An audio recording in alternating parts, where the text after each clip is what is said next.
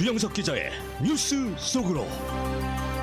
뉴스 속으로는 예방과 치료의학도 최고, 리퍼도 최고, 시니어 어르신들에게 서울 메디칼 그룹이 최고, 서울 메디칼 그룹 제공입니다. 전 세계 미국의 우방국들이 도널드 트럼프 전 대통령의 재집권 가능성에 대비를 하고 있다라는 소식입니다. 특히 유럽 국가들은 트럼프 전 대통령이 오는 11월 대선에서 승리를 할 경우에 미국이 북대서양 조약기구 이 나토를 탈퇴할 것으로 보고 그 대책 마련에 나서고 있습니다. 또 세계 최초로 치아, 이빨을 자라게 하는 약이 일본에서 개발이 됐다고 합니다. 올해 9월부터 실용화를 위한 임상시험에 돌입할 것으로 알려졌는데 성공을 한다면 임플란트의 고통으로부터 해방될 수 있다는 점에서 주목됩니다. 주영석 기자. 안녕하십니까. 미국의 11월 대선이 이제 6개월여 앞으로 다가오면서 세계 각국들도 매우 바쁘게 움직이고 있는 것 같습니다. 네, 그렇습니다. 이게 뭐 미국도 11월 대선에서 지금 워낙 팽팽한 두 후보의 그 지지율이 나오기 때문에 승패를 예측하기 어려운 상황인데요. 미국뿐만 아니라 전 세계도 지금 촉각을 곤두세우고 있습니다. 누가 당선되느냐에 따라서 또 미국의 어떤 정책이라든가 이런 것들이 바뀔 수 있기 때문에 상당히 좀 긴장하고 있는데요. 특히 뭐 미국 관계 없는 국가보다 미국과 친한 우방국들이 더 지금 날린 것 같아요. 우방국들이 11월 대선 결과에 따라서 어떻게 대응해야 할지를 놓고 좀 고심하고 있다는 소식입니다.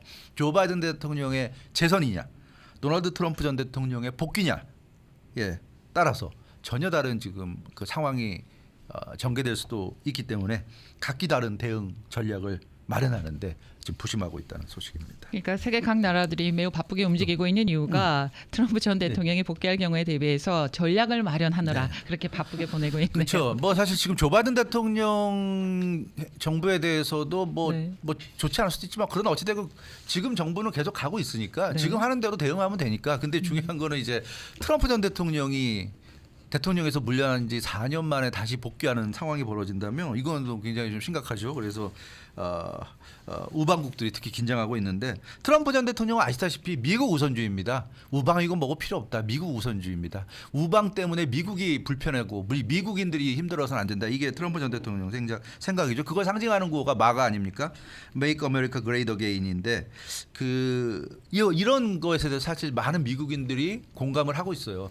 왜 우리가 왜 남의 나라 도와주다가 우리는 힘들어야 되냐, 이런 사실 불만이 팽배한 상황이고, 그래서 우방국에 대해서 오히려 강경한 입장을 나타내고 있고 이게 사실 많은 지지를 받고 있습니다. 이러다 보니까 우방국들이 지금 긴장하고 있는 상황이고, 뭐 지난달 타임과 인터뷰에서 뭐 이 시간에도 보도를 많이 해드렸지만 이제 주한미군 철수까지 지금 거론하고 있는 그런 상황이어서 우방국들이 트럼프 전 대통령이 등장하면 어떻게 해야 되는가 고민에 빠지는 그런 상황인 것 같습니다.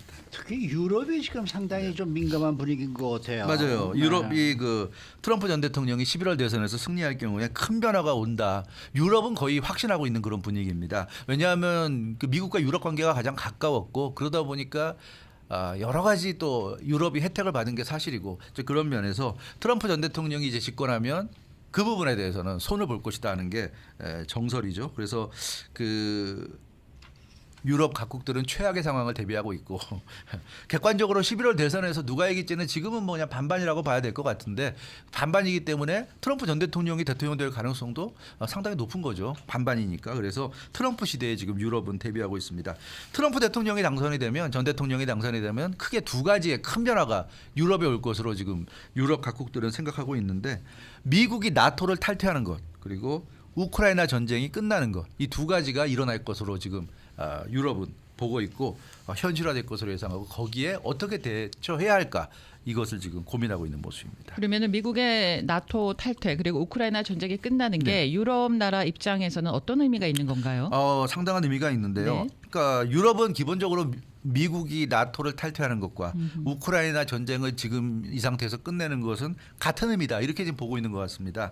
그러니까 한마디로 얘기해서 유럽의 안보와 직결되는 사안이다. 그러니까 미국이 나토를 탈퇴하는 것과 우크라이나 전쟁을 지금 이 상태로 끝내는 것은 다 유럽의 안보와 직결된다, 이렇게 보고 있어요. 그러니까 나토는 아시다시피 유럽 방어를 미국 군사력의 의존해온 방위 시스템입니다. 그게 이제 뭐 더 디테일하게 우리가 얘기할 수 있지만 간단하게 얘기하면 그래요. 유럽 방위를 미국 군사력에 의존하는 거 이게 나토라고 볼 수 있는데 그 방위 시스템 자체를 트럼프 전 대통령은 말도 안 된다. 유럽이 못 사는 나라도 아니고 잘 사는 나라인데 왜 미국이 이렇게 큰 돈을 들어가면서 미국인들도 지금 힘든데 말도 안 된다. 이게 트럼프 전 대통령의 생각이고 여기에 많은 미국인들이 지금 공감을 하고 있는 상황이어서 나토를 탈퇴할 가능성이 굉장히 높고요. 우크라이나 전쟁, 러시아에 맞서서 나토를 중심으로 진행되어 온 게 우크라이나 전쟁인데 트럼프 전 대통령은 본인이 대통령 되면 바로 우크라이나 전쟁부터 끝낸다. 이게 지금 계속 강조하고 있는 공약이란 말이에요. 그래서 이러면 기존의 미국과 유럽이 합심해서 공동으로 대응하는 그런 공동 안보 대응 시스템이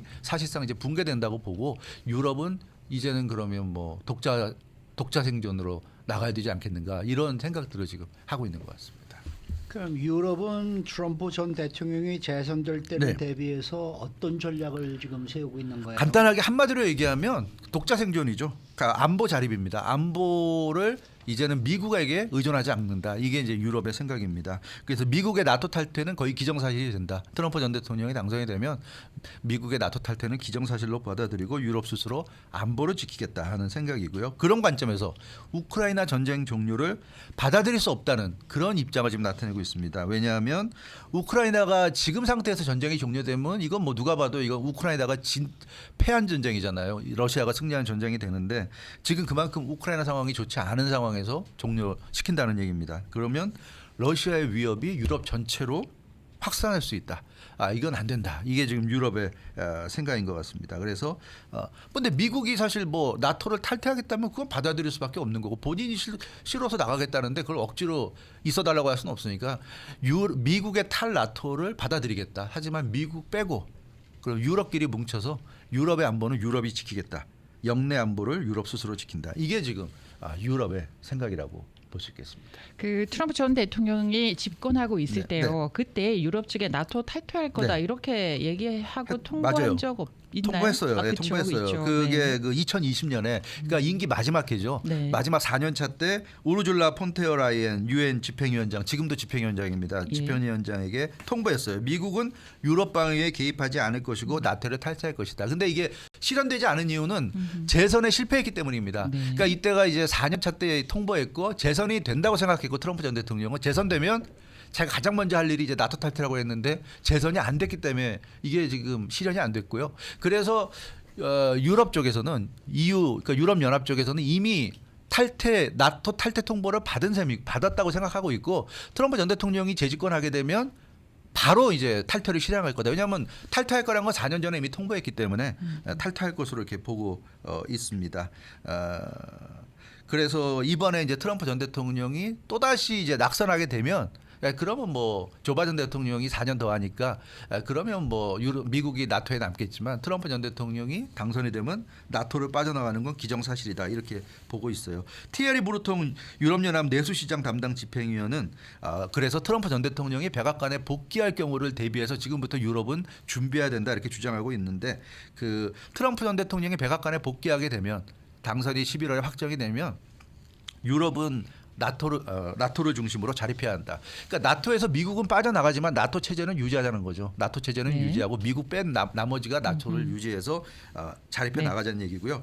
알렉산더 더크로 벨기에 총리 유엔 순회의장국 정상인데 트럼프 전 대통령 승리가 되면 이제 미국 우선주의 시대가 돌아올 텐데 유럽도 홀로 서야 한다. 뭐 미국이 싫다는데 네. 우리가 미국한테 사정할 것도 아니고 홀로 서야 되고 그것은 두려워할 일이 아니라 대비해야 할 일이다 이런 얘기에서 이미 유럽 정상들은 좀 각오를 하고 있는 것 같아요. 이제는 이제 미국이 더 이상 유럽에 함께하지 않는다는 것을 어느 정도 좀 각오를 하고 있다 이렇게 보여집니다. 실제로 트럼프 대통령 당선에 대비한 움직임을 네. 유럽 쪽에서 보이고 예, 있더라고요. 그래서 그래서 나토에서 우크라이나에 대해서 $1,000억 지원금을 확보하는 안을 논의 중입니다. 이건 미국의 의사와는 별개로 진행하는 건데요. 미국이 지금 우크라이나에 $610억 지원했는데 그걸 훨씬 넘어서는 액수입니다. 옌스 스톨텐베르그 나토 사무총장이 직접 내놓은 제안입니다. 트럼프 전 대통령이 방위비 분담금을 빌미로 해서 나토 탈퇴를 압박하는 것을 염두에 뒀는데 이제부터는 그 미국한테 의존하지 않고 우리가 우리 돈 각자 각출해가지고 가지고 쓰겠다 이런 얘기고 유럽 최대 규모의 군수 업체죠 라인메달이 그 미국의 피보트 아시아로의 회귀도 강조했습니다. 그러니까 미국이 사실 지금 유럽보다 어떻게 보면 아시아를 더 중시하고 있고 중국도 있고 뭐 일본도 있고 한국도 있고 그러다 보니까 아시아를 굉장히 좀 중시하고 있는데 미국이 유럽을 더 이상 방위 대상으로 인식하지 않고 있다. 왜냐하면 아시아에는 중국이란 현실적인 위협이 있고 유럽은 그래도 좀 러시아가 중국만큼 이렇게 직접적인 뭐 대만을 압박한다든가 이런 위협은 아니기 때문에 좀 덜 생각한다는 거죠. 그런 면에서 조 바이든이 대통령에 재선되더라도 어차피 미국은 유럽보다는 아시아, 동북아시아 쪽에 더 관심이 많다. 그러니까 어차피 우리는 자립해야 된다. 이런 인식을 지금 유럽이 하고 있는 것으로 보여서 크게 보면 결국 유럽은 독자적인 그런 네. 방위 쪽으로 가지 않을까 그런 생각을 해볼 수 있을 것 같습니다. 네. 자, 새로운 소식이 들어와 있는데요. 임플란트의 불편함에서 해방될 수 있다. 네. 이건 무슨 내용입니까? 그 우리가 이빨은 보통 나이 들면은 네. 자람이 멈추잖아요. 우리가 키가 멈추듯이 예. 이빨도 이제 더 이상 나지 않기 때문에 예. 나이 들어서 이빨 빠지면 이제 임플란트를 해야 되는데 이빨이란 말 대신 그냥 이라고 해주십시오. 네. 이게 단어가 달리 쓰입니다. 이빨과 그래요? 이는. 네. 네. 어찌됐건 네. 네, 와, 참, 좀 새겨 들으시면 좋을 것 같은데. 인데, 치아, 네, 치아. 치아라고 할게요. 치아가 그 세계 최초로 치아를 자라게 하는 약을 일본이 개발했다는 소식입니다. 이게 이제 두 가지가 있죠. 선천적으로 무치증, 선천적으로 이제 태어날 때부터 이빨이 치아가 자라지 않는 그런 환자도 있고 아니면 네. 이제 말씀드린 대로 나이 들어서 자연적으로 치아가 이제 자라지 않는 사람도 있는데 어찌됐건 그런 사람들에게 임플란트로 대체하는 것이 지금 현재 방법인데 그렇죠. 치아를 다시 자라게 하는 약이 있다는 거죠. 그럼 뭐 임플란트 할 필요가 없죠. 그런 약이 지금 획기적으로 개발이 됐다는 얘기입니다. 이 구체적으로 어떤 이야기예요? 일본의 이게 뭐지 모르겠네. 네, 기타노 병원과 바이오 스타트업 트레젠 바이오 파마가 합동으로 연구한 그런 이 약인데요. 선천적으로 이제 영구치가 적은 선천성 무치증 환자를 위해서 치아를 자라게 하는 그런 약을 개발했는데 이게 선천적으로 자라지 않는 사람에게 효용이 있는 것과 동시에 후천적으로 그러니까 나이 들어서 이빨이 빠져서 이제 예. 다시 나지 않는 그런 사람들에게도 이게 효용이 있다. 그래서 굉장한 좀 관심을 모으고 있습니다. 그게 도대체 어떤 원리로 만들어진 거예요? 이게 원리가 있어. 일본 연구진이 이빨이 예. 자라지 않는 원인을 탐구했는데요. 예. 선천적으로 자라지 않거나 나이 들어서 자라지 않는 이유를 찾아냈습니다. 바로 치아 성장을 막는 단백질 USAG-1이 작용하는 것이 원리다. 이렇게 지금 얘기했는데 그러니까 쉽게 얘기하면 치아 성장을 막는 단백질이 있다는 얘기예요. 네. 그 단백질 기능 때문에 치아가 성장하지 못하는데 그 단백질 기능을 억제하면 치아가 성장할 수 있다는 얘기고요. 이 지금 개발한 약은 그런 단백질 기능을 억제시키는 그런 이제 약이 되겠습니다. 인간의 치아는 유치에서 영구치로 교체되면서 더는 새롭게 자라지 예. 않는 건데 영구치 외에 제3의 치아로 불리는 치아 싹이 있습니다. 근데 예. 이게 성장하면서 퇴화가 되는데 이 제3의 치아의 성장을 막는 단백질 때문에 이게 이제 퇴화하는 것으로 좀 밝혀냈고요. 그래서 그 단백질 활동을 억제함으로써 치아 싹을 촉진하는 나이 들어도 치아가 계속 나게 하는 이런 지금 연구가 진행돼서 거의 지금 성공 단계까지 온 와. 그런 상황입니다. 아니 그러니까 단백질 활동을 억제함으로써 네. 나이가 들어서도 치아가 네. 자랄 수 있다 지금 이 얘기예요. 그렇죠. 일본 연구진이 그래서 치아 성장을 막는 단백질 활동을 억제하는 약을 개발했고요. 이미 쥐와 개 등 동물 실험에서 성공을 했습니다. 성공했고 그래서 나이 든 쥐와 나이 든 개가 이빨이 빠진 상태에서 이빨이 서로 났어요. 그런 상황이고 그래서 올해 9월부터 일반 성인과 무치증 환자들을 대상으로 이제 임상 시험에 들어간다고 그럽니다. 이제 5월이니까 한 4개월 남았네요. 그래서 안전성 여부 역시 뭐니 해도 신약의 가장 핵심은 안전성이죠. 아무리 효험이 있어도 그걸 먹어서 안전하지 않으면 할 수 없는 거죠. 그래서 안전성 여부를 확인하는데 중점을 둔다는 계획이고요. 그래서 이걸 뭐 서둘러서 당장 임상 시험에서 바로 내놓는다. 이게 무슨 코로나19 무슨 백신도 아니고 그러니까 충분한 시간을 두고 아마 계속 안전성을 점검할 것 같아요. 그래서 한 2030년부터 시용한다는 것이 얼마 안 남았네요. 그렇죠. 안 남았어요. 5, 6년 남았어요. 5, 6년 남았죠. 5, 6년. 네. 얼마 안 남았는데 계획대로 된다면 5, 6년이면 임플란트에서 해방될 수 있는 그런 근데 상황이 이 됐습니다. 소식은 제가 오늘 처음 얘기를 듣는 소식 같아요. 네. 그렇죠? 네네. 저도 근데 처음 이게 듣습니다. 이렇게 정도 이게 성공을 지금까지 임상 실험이 됐다 그러면은 세계적으로 뭐 뉴스가 굉장히 핫했을 것 같은 느낌이 드는데. 근데 임상 시험이 진행된 게 아니죠. 그 동물 실험까지 진행이 동물 실험. 됐으니까. 네. 예. 그래서 뭐 임상 시험에서 이제 안전성이 얼마나 확인이 돼야 될까 싶은데 아무튼 보도로 나왔어요. 그러니까 저도 보도를 하는 건데 근데 생각보다 많이 안 나왔나 봅니다. 정말 획기적입니다. 머리칼 없는 머리칼 잘하는 연구를 하게 된다 그러면은 정말 네. 그건 대박이 터질 텐데. 이게 좀 발전이 되지 않을까요? 네. 키를 크게 키 만들어준다든가 크는 것도 뭐 이런 예, 것까지. 그러면 참 좋을 것 같아요. 네. 예, 아무튼 뭐 이빨 고민하신 분, 네. 이 치아 때문에 고민하신 분들은 네. 굉장히 네. 희소식이 아닐까 싶습니다. 정말. 네. 네. 주기석 기자였습니다. 뉴스 속으로는 예방과 치료 의학도 최고, 리퍼도 최고, 서울 메디칼 그룹 제공이었습니다.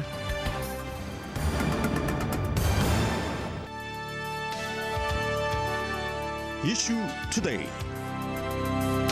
네, 이 산과 들이 형형색색 물드는 꽃피는 5월달 아주 훌쩍 떠나기 좋은 그러한 5월입니다. 지금 전화에는 재미산학연맹 상임이사이신 톳박 이사 연결되어 있는데요. 안녕하십니까? 안녕하십니까. 네, 정말 어딘가 떠나기 좋은 그러한 5월인 것 같습니다. 이 LA 근교 혹은 좀 더 나아간 지역에서 우리가 좀 찾아갈 수 있는 숨겨진 보물 같은 것들이 좀 있을까요? 네, 제가 오늘 한 세 군데를 소개해드리고 싶고요. 네. 그 중에 첫 번째는 일본 선상에 있는 리오 카릴로 스테이트 캠프와 비치입니다. 어허. 예, 이곳의 파킹장에서 시작하는 트레일들은 바다를 보면서 하이킹을 할 수 있는 곳이고요. 산행 후에는 그 일본 프리웨이 아래 굴다리를 통해서 해변으로 자리를 옮기실 수도 있습니다. 구글 맵을 참조하시면 많은 사진들을 볼 수 있겠고요. 거기 저 지명을 다시 한번 좀 알려주실래요? 예, 리오 카릴로 스테이트 캠프입니다. 리오 카리오 캠프, 스테이트 캠프. 스테이트 캠프, 리오 카리오 스테이트 캠프. 네네. 예. 네. 그다음에 이제 제가 두 번째로 말씀드리고 싶은 거는 저희와 좀 가깝죠, 훨씬. 이름은 로열 세코 트레일입니다.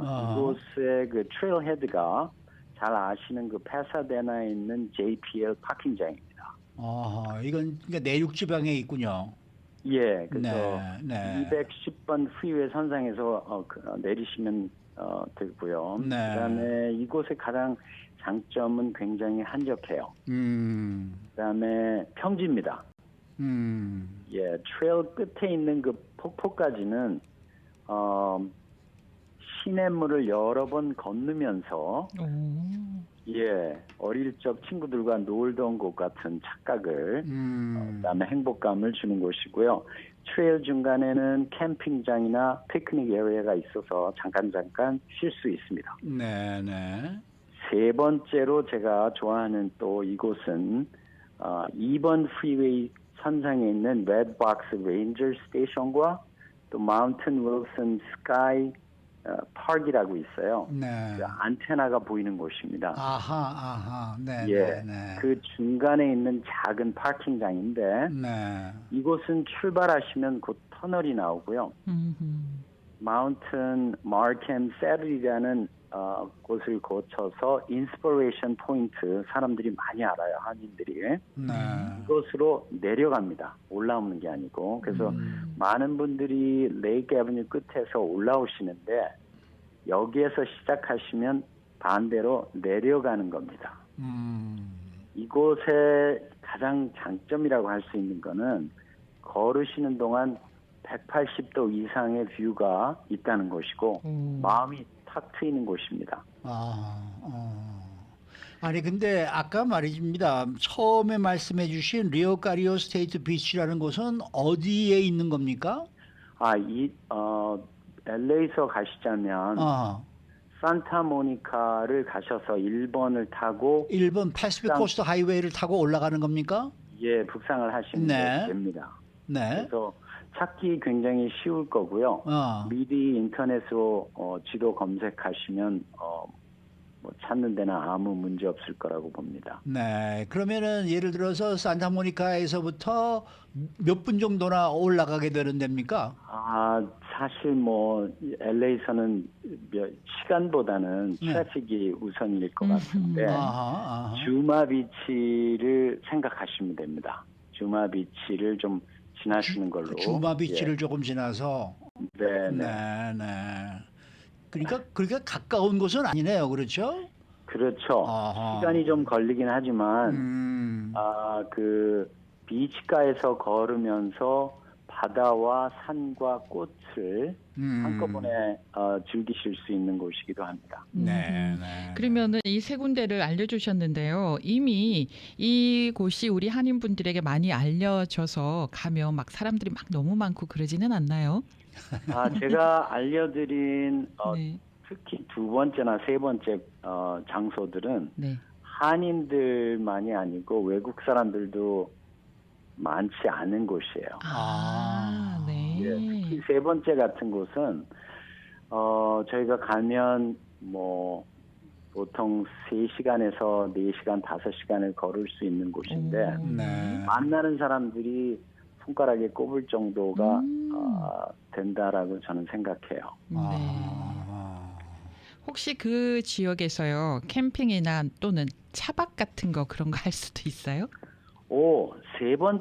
두 번째와 세 번째 말씀드린 이곳에는 예. 백패킹을 하는 곳들이 있어요. 오. 짊어지고 가서 텐트를 치고 하는 곳들이죠. 그래서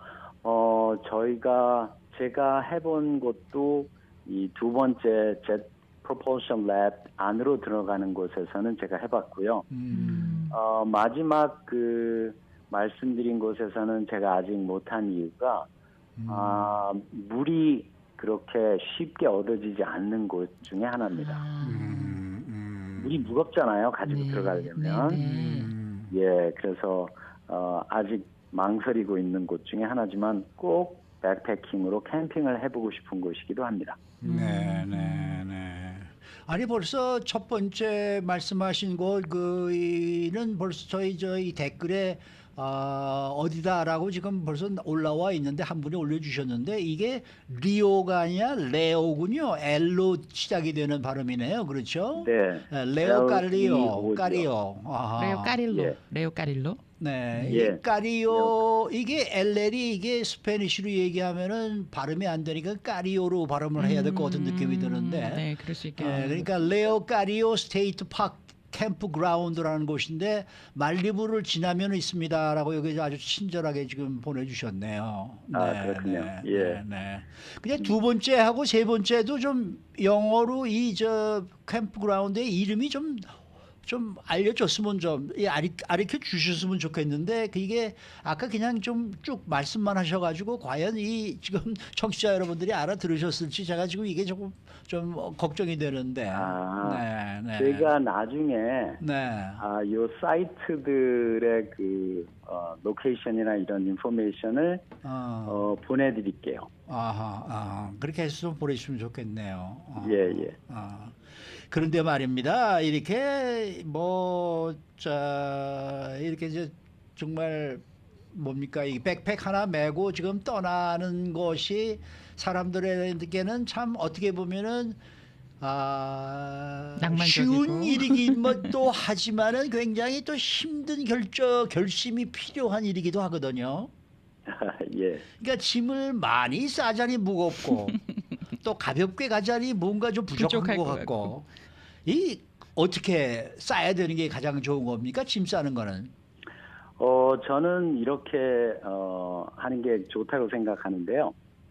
일단 보통 이런 데 가실 때 혼자는 안 가실 거 아니에요. 그렇죠. 아하. 네. 그래서 함께 산행하는 분들과 미리 의견을 교환하시고 그다음에 필요한 장비들을 나누어지는 걸 해보시면 어떨까 싶습니다. 필요한 장비를 서로 나눠서 가져간다. 네. 예. 아. 예를 들어서 네. 5명이 산행을 하면서 네. 스토브를 모두 다 한 사람씩 가지고 가는 거는 필요가 없습니다. 그렇죠, 사실, 그렇죠. 네. 예, 그다음에 또 공동으로 사용할 수 있는 물건인 텐트를 예를 들자면 한 사람은 폴대를, 한 사람은 플라이어나 풋프린트를 챙기고 아. 마지막 사람은 텐트를 지고 간다면 정말 쉽게 짐을 나누어지는 거니까 쉽게 갈 수 있겠고요. 그러면서 개인들이 꼭 지참해야 되는 물건을 부담 없이 또 더해서 가져갈 수 있다고 저는 생각됩니다. 그 우리가 뉴스를 전해드리면서요, 어떤 부분이 걱정이 되느냐면은 탈진이나 탈수를 겪기도 하고 너무 안타까울 때는 목숨을 잃어버리는 그런 경우도 있거든요. 이럴 때 우리가 어떻게 대비를 하면 좋겠습니까? 지금 안전 산행에 대한 질문이신데요. 네. 제가 사실 요거에 대해서는 조금 디테일하게 여러 가지를 말씀드리고 싶어요. 예. 예. 이 중에서 제가 처음으로 가장 으뜸으로 생각하는 룰입니다. 절대 혼자 떠나지 않는다입니다. 아, 예. 이유는 뭐 잘 아시겠지만 누군가의 도움이 꼭 필요한 사고가 일어날 수가 있어요. 그렇죠. 그리고 아시다시피 미국 산들 크고 그다음에 전화가 터지지 않는 곳이 대부분입니다. 그래서 아주 작은 일들이 큰 사고로 이어질 수 있고요. 네, 네. 그 다음으로는 잘 준비된 산행이 답이라고 생각합니다. 예를 들어서 리더의 역할을 맡으신 분들은 산행할 곳의 날씨를 미리 확인하시고 동행할 분들에게 알려주심으로 준비를 할 수가 있겠고요. 약간의 비, 눈, 산행의 즐거움을 더하지만 이게 만약에 severe한 스톰으로 이어진다면 꼭 우리가 피해야 되겠죠. 예. 그다음에 개인 각자가 준비해야 되는 마실 물, 행동식, 특히 낮과 밤의 기온차가 심한 이 남가주에서는요. 네. 체온을 알맞게 유지해주는 기능성 옷, 모자, 장갑, 신발, 그다음에 해가 어두워질 때를 대비한 헤드램프, 네, 네, 그다음에 피부를 보호할 선블락. 선글라스, 네, 눈을 네. 보호할 선글라스나 선블락, 립밤들은 우리가 1년 내내 꼭 배낭에서 가지고 다니셔야 되는 아이템들이고요. 그다음에 제가 가장 선호하는 옷의 재질은 울이 되겠죠. 그다음에 네. 예, 레이어링은 꼭 필수입니다. 그다음에 옷은 땀이 흐르기 전에 벗고 춥기 전에 다시 입는 게 입고. 정답이겠죠. 네, 네, 네, 네. 그래서 저는 가지고 가야 할 마실 물을 항상 하이킹이 끝나고도 조금 남을 정도로 가지고 갑니다. 네. 쉽게 우리가 생각하는 페트병으로 4개에서 5개 정도는 꼭 제가 들고 다니죠. 알겠습니다. 네. 그다음에 야외에 있는 물은 네. 일단 마시지 않는 안 걸 마시고. 원칙으로 합니다. 그렇겠죠. 네. 네. 네. 그다음에 이제 예를 들어서 emergency situation이 왔을 때라면 어떻게 해야 되는가? 저는 떠나기 전에 제 주위 사람들에게 내가 어디로 가는지 오늘 몇 시쯤이면 돌아올지를 꼭 이야기로 남기든지 메시지로 남기죠. 그다음에 저는 항상 제 백팩에 제가 위험을 알릴 수 있는 도구를 간단하지만 꼭 챙겨 가지고 챙겨서, 다녀요. 네, 네, 네. 호루라기라든지 그다음에 깨지지 않는 거울. 네. 그다음에 요즘에야 뭐 여러 가지 기기들이 많아요. 새틀라이트하고 연결되어 있는 무전기나 그다음에 애플 폰에서 나오는 손목시계 등 그다음에 thermal blanket, 엑스트라 초콜릿 바 같은 거. 그다음에 한인들도 많이 알지만 히트팩 있죠. 네네. 네, 그래서 손 발을 데울 수 있는 이런 것들을 꼭 챙기는 이유가 제가 만약에 조난을 당했을 때 네, 네, 네. 저를 버티게 할 수 있기 때문입니다. 네. 알겠습니다.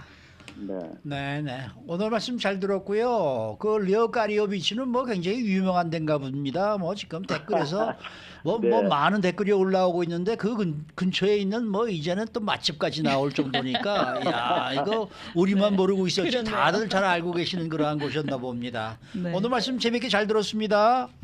네, 감사합니다. 네. 지금까지 재미산학연맹 상임이사이신 토드박 이사와 함께 했습니다.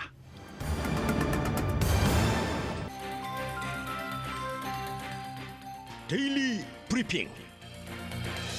네, 매주 금요일 데일리 브리핑에서는 저희 위클리 매거진을 진행하시는 문대원 박사와 함께하는 시간입니다. 문 박사님 안녕하십니까? 안녕하세요. 자, 오늘은 구워서도 먹고 볶아서도 먹고 삶아서도 먹고 쪄서도 먹고 뭐 여러 가지로 먹을 수 있는 아스파라거스에 대해서 얘기를 준비를 해주셨습니다. 이 캘리포니아 농장을 가득 채웠던 이 아스파라거스 농업이 빠르게 사라지고 있다고 하는데 현재로서는 지금 캘리포니아 주의 이 아스파라거스 농장이 어떻습니까? 많이 줄어들었다고 하네요. 네. 지난 3월에 샌화킨 밸리 아스파라거스 농장 모습을 보시면은 한 10여 명의 노동자들이 그 바꾸라기를 따라서 이 아스파라거스 꼭지를 이제 자르는데 이 마켓 스탠다드가 9인치 길이라고 해요. 우리가 살 때 보면 그 길이 있지 않습니까? 네. 고기를 잘라내는데 정말 캘리포니아에 이제 마지막 남은 몇 개 아스파라거스 농장 한 곳이라고 하는데 이름이 A-Bar Ag Enterprises인데 이곳의 대표가 59살의 에런 바르셀로 씨는 농장의 4대째 주인입니다. 이 수확된 한 뭉치를 이렇게 지켜두면서 뷰티풀 이렇게 얘기를 하는데 너무 힘들다고 해요. 지금 일하는 120여 명의 노동자들을 가리키면서 이거 기계가 아니고 다 손으로 잘라내야 된다고 합니다. 예, 그래서 이게 인건비가 많이 들어간다는데 정말 한때 캘리포니아의 최고 야채를 군림했던 게 바로 아스파라거스인데 2000년 당시만 해도 아스파라거스 농장 전체 넓이를 합하면 37,000 에이커였는데 지금은 그 10분의 1도 안 되는 3,000 에이커 정도가 전부라고 해요. 얼마나 심각하면 그 연중 행사가 이 샌화킨 아스파라거스 페스티벌이 있는데 올해는 단 한 군데 농장 한 곳만 참여해서 쿠킹 데몬스트레이션을 준비하고 있다네요. 그러면은 이제 몇 군데 안 남은 그 아스파라거스 농장에서 생산된 수확물이 미 전역으로 지금 그 나가는 거예요? 그렇죠. 이제 뭐 많이 없어지고 이제 예. 대형이 3군데 남았어요. 앞에 말씀드린 그 A-Bar Ag Enterprises가 한 군데고 예. 털락 프루트 컴퍼니가 또 다른 곳이고 스타크턴에서 100마일 정도 북쪽으로 가면 클라인 패밀리 팜에서 한 200에이커만 쪽에 수확을 한다는데 이 3군데가 거의 캘리포니아 안에 7-80%를 차지하고 와우. 나머지는 이제 소규모 그 유기농 농장들이 여러 개 있습니다. 네. 그래가지고 이제 뭐 더스트 오르가닉 이런 데는 이제 아스파라거스를 생산해서 이 홀푸드나 스프라우트 마켓으로 되고요. 또 빅토리아 아일랜드 팜, 또 저커먼 패밀리 팜 이런 데는 사실은 LA에 있는 유명한 파머스 마켓에 되던 것을 몇 년 전에 멈췄다고 하네요. 근데 이 캘리포니아 아스파라거스가 좀 특징이 있다는데 이렇게 수입돼서 들어오는 아스파라거스는 이게 연필처럼 가느다란데 이 캘리포니아 사람은 한층 더 두툼한 두께가 특징이라고 하는데 엄청나게 빠르게 자란대요. 이게 한번 딱 올라온 걸 따내면 하루에도 그 2-3개씩 또 나온답니다. 그래가지고 정말 어쩔 때 이 피크 시즌에는 이 같은 곳을 평균 한 60번 이상 반복을 해서 이것을 따낸다고 하는데 이 정말 한여름에는 어떨 때는 하루에 똑같은 자리에서 2번을 수확하기도 한다고 해요. 그 정도예요? 그렇게 빨리 네, 올라간다고요? 굉장히 피크 시즌에 아주 엄청나게 빨리 올라온다고 해요. 이렇게 된 걸 이제 프로세싱하고 패킹해가지고 모든 이런 작업들이 수작업으로 이루어지면서 2000년에 이 프로덕션에 들어가는 총 경비 중에 75%가 인건비였다고 하네요. 아니 뭐 저만 해도 뭐 아스파라거스라는 거는 뭐 미국에 와서 먹기 시작했지 한국에서 그렇죠. 먹어본 적이 없던 건데 이 그렇죠. 미국에서는 언제부터 이걸 먹기 시작한 거예요? 미국에서는 보니까 사실 기록을 따지면 역사적으로 고대 그리스하고 로마 시대까지 거슬러 올라가는데 그래요? 네, 북미 노스 아메리카에 도착한 것은 17세기로 돼 있고요. 이 캘리포니아주에서 처음으로 경작이 시작된 건 19세기로 나와 있습니다. 네. 근데 이때 걸음기가 제일 좋은 이 캘리포니아 토지일에서 제일 잘 자랐다고 하는데 1850년대 저 북가주에 가면 사크라멘토 샌와킨 리버 근방에 거기 형성된 델타가 있는데 거기가 제일 최고였대요. 이 짙은 검정색 토질이 아주 적격이고 거기는 또 강도 있고 그래가지고 강 따라서 기차 따라서 샌프란시스코, 세크라멘토도 운반도 씌워가지고 한때는 전국 아스파라거스 공급을 이곳에서 전담한 적도 있다고 하는데 20세기 말 되면서 우리도 들어봐서 아는 NAFTA 있지 않습니까? 북미 네. 자유무역 합의 이거로 인해서 큰 파장이 일어났어요. 그렇게 되면서 이제 외국 아스파라거스가 많이 들어오고 여기서 이제 수입이 크게 하락하기 시작하면서 이 중에 대표적으로 멕시코하고 페루 아주 강력한 이 경쟁 국가가 됐는데 이러다 보니까 캘리포니아도 뭔가 대응을 이제 찾다가 조금 더 많이 형성되는 변종을 찾기도 하고 기계로 수확하는 방법을 연구를 했는데 실패했습니다. 앞서 캘리포니아산 아스파라거스에 대해서 이제 얘기를 하셨는데 저는 그 마켓에 가보면은 제가 본 대부분의 아스파라거스는 멕시코에서 수입된 거더라고요. 그렇습니다. 요새는 네. 수입된 게 더 많아요. 네네. 그러면 미국 시장에 그 멕시코산 아스파라거스가 굉장히 크게 영향을 미치겠는데요? 많이 미치죠. 네. 왜냐하면 특히 앞에 말씀드린 대로 미국은 인건비 때문에 점점 이로 인해서 수확량이 줄어들고 있고 그런데 멕시코 농부들은 1년 내내 아스파라거스를 수확해가지고 캘리포니아로 끝없이 수출합니다. 그러다 보니까 방금 말씀하신 것처럼 아주 싼 값에 그러다 보니까 마켓 측에서도 수입 제품을 다 들여오겠죠. 그래가지고 정말 이제는 미국 내에 과일의 절반 이상 그리고 또 야채 3분의 1 이상이 외국에서 수입되는 것이라고 하네요. 그래요. 그러니까 멕시코와의 경쟁에서 가장 큰 부담이 되는 건 아무래도 인건비 때문에 그렇겠죠. 그렇습니다. 이게 이제 지금 패스트푸드점 시간당 $20로 올려가지고 주인들이 그러듯이 그때도 이게 인건비가 점점 올라가면서 주인들이 이 인플로이들에게 시간을 줄이고 그랬는데 이 아스파라거스 하면 아스파라거스의 가드파더라고 이 통하던 사람이 있는데 바로 리오 로날드 델리라는 분인데 지금 이분의 아들이 이쪽 아스파라거스 마케팅과 세일즈 전문하는 회사 CEO인데요. 이 사람은 뭐라 그랬냐면 NAFTA가 문제가 아니다. 문제는 캘리포니아주에서 비즈니스 하기가 너무 비싼 비용이다. 이렇게 얘기를 했어요. 말씀하신 대로 예전에 그 농부들에게 시간당 $10 줄 때는 멕시코와 경쟁이 좋았다고 해요. 그런데 $12까지 갔을 때만 해도 힘들어졌지만 경쟁이 가능했는데 이제 $14, $16는 더 이상 가치가 없다고 합니다.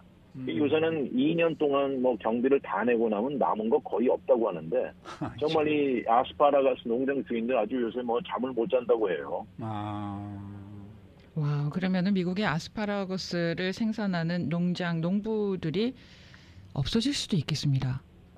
좀 앞날이 안 좋아 보여요. 그래가지고 아까 이현주 씨 말씀하신 대로 이 하다못해 바르셀로 씨도 자기 공장에서 20분 떨어진 로컬 마켓을 가서 보면 멕시코산 아스파라거스가 한 뭉치에 $5 붙어 있는 것을 보면서 고개를 흔든다고 하는데 정말 이곳에서 일하는 농부들도 지금 힘들어요. 이게 시간당 $16씩 받고 일하는 사람들도 이제는 오버타임은 절대 안 주기 때문에 예전에는 하루에 10시간에서 12시간씩 일했다고 하는데 이제는 오버타임은 절대 되지 않고 이 중에 한 사람이 마리아 피네다 씨라고 엘살바도르 출신 여성인데 28년째 이곳에서 일하는데 오버타임 법이라는 것이 노동자를 위한 것인지 모르겠지만 나에게는 지금 오히려 피해를 준다 이렇게 말을 합니다. 나는 더 긴 시간을 일하고 싶은데 오버타임을 얻을 수가 없어서 요새는 할 수 없이 사이드로 그 깨사디아를 팔면서 공백을 메꾸고 있다고 하는데 앞으로 미래가 점점 안 좋아 보여요. 유럽에서는 아스파라거스의 일종의 흰색의 아스파라거스를 팔더라고요.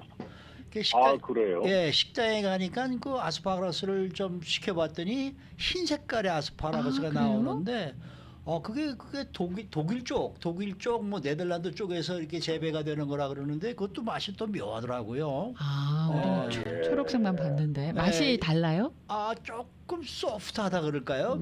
아니 맛은 거의 비슷해요. 네. 맛은 비슷한데 네. 씹는 맛이 조금 다르다라는 느낌을 받았던 기억이 있는데 예. 어쨌든 뭐 미국 분들 이 아스파라거스가 굉장히 무슨 헬푸드 그렇죠. 뭐 이런 식으로 생각해서 그럼요. 많이들 드시잖아요. 그럼요. 네. 맛도 있고. 근데 이게 미국에서는 이제 더 이상 인건비 때문에 생산이 안 된다 그러면 참 걱정이래 그것도. 결국 이제 페루, 멕시코 그쪽에서 들어오는 것은 참. 이제 마켓을 이미 점유하고 있다고 봐도 과언이 아닐 텐데 네. 이 뭐 정말 인건비가 안 맞는 것 같습니다. 네, 업종 변환을 하셔야 할 그런 시점에 놓여 있나 봅니다. 아이고, 그러게요. 네. 오늘 말씀 잘 들었습니다. 네, 감사합니다. 네, 지금까지 위클리 매거진을 진행하시는 문대원 박사 함께했습니다. 모닝 포커스 함께하고 계십니다. 이 시간은 보험료는 절약하고 보상은 충분하게 안전하고 행복한 미래 한미보험이 함께합니다. 한미보험 제공입니다. 건강은 예방과 조기 진단이 최선의 방법입니다. 한인 의료진이 가장 많은 믿을 수 있는 최고의 의료진으로 구성된 서울 메디칼 그룹이 최상의 의료 서비스로 어르신들의 건강을 돌봐드립니다. 미국 내 유일한 한인 소유 대형 종합병원 헐리우드 차병원이 100주년을 맞이했습니다. 환자 중심 케어 철학으로 더욱 건강한 미래를 만들어가는 헐리우드 차병원은 최고의 의료진과 첨단 시설을 갖추고 한인타운 10분 거리에 있습니다. 헐리우드 차병원은 서울 메디칼 그룹과 함께합니다. 오프온오프 멤버 콜드의 LA 콘서트 9월 14일 토요일 LA 더 윌턴에서 열리는 9월 14일 토요일 콜드 콘서트 라이브네이션닷컴에서 티켓 판매 중입니다. 치유의 힘을 품은 자연의 신비 베리랜드가 그 자연의 신비를 여러분에게 전합니다.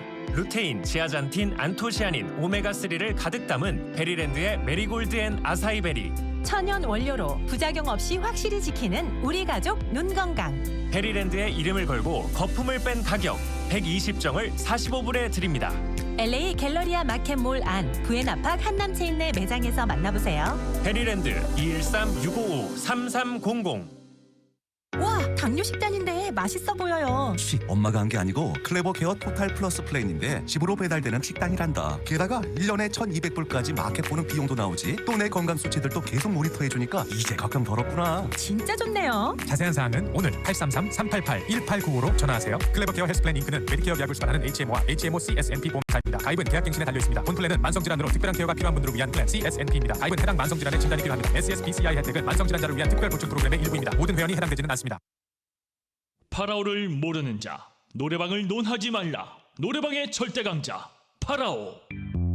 사운드가 빵빵 터지는 최고급 음향 시스템. 모던한 인테리어, 넓고 쾌적한 공간. 저녁 먹고 놀까 먹으면서 놀까? 이젠 고민하지 마세요. 1, 2차를 한 번에 해결할 수 있는 곳. 회식 생일 파티 각종 단체 모임도 이젠 파라오. 아로마 스파 지하 1층 파라오 노래방 213-383-8686 383-8686.